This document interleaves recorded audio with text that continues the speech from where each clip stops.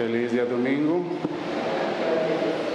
Nos pide Señor Dios, sabe Dios su bendición para nos celebrar el día del Señor, cuenternos alegría y esperanza, en nombre de Tata y yo, Espíritu Santo.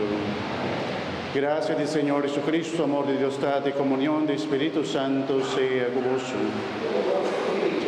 Hermana, la que nos examina nos conciencia y nos corazón, como va a día aquí, con nos cumple con Dios su mandamiento, con nos viva el mandamiento de amor, la que nos examina nos vida, si acaso nos halaga el miedo, domina nos corazón, si nos pierde esperanza, la que nos pide Señor misericordia y perdón.